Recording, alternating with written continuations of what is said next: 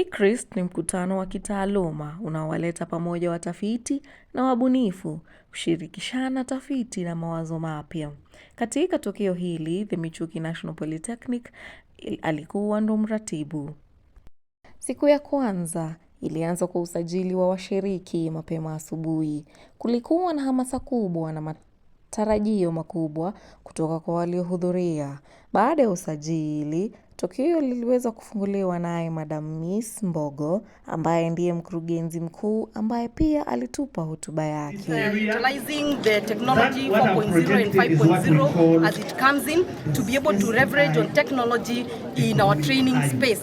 And most of the issues that will be discussed today, we'll also be looking at how to be able to commercialize our prototype innovations. And that is why we have the keynote speaker that is on right now on commercialization of innovations. And so that whatever the innovations that the TVET space is having can be able to go to the next level of commercialization and be able to impact the industry and also be part of the income earners and also create jobs.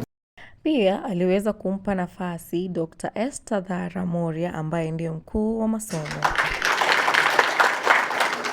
For this meaningful organization of this research and innovation conference, I call upon every participant to engage deeply, think innovatively, and collaborate purposefully. Let us not be an event that ends in presentation and applause, but that produces action. Katika maadhimisho hayo, keki ya miaka 70 ilikatwa rasmi na Dr. Esther Dhara Moria, PS wa TVET, pamoja na mkurugenzi mkuu, kama ishara ya mafanikio na umoja wa washiriki katika kuendeleza elimu ya ufundi na maendeleo ya kitaaluma. Sehemu ya maonyesho iliweza kuongozwa naye Dr. Samuel Baka, ambaye aliweza kutoa hotuba yake kuhusu ubunifu na utafiti.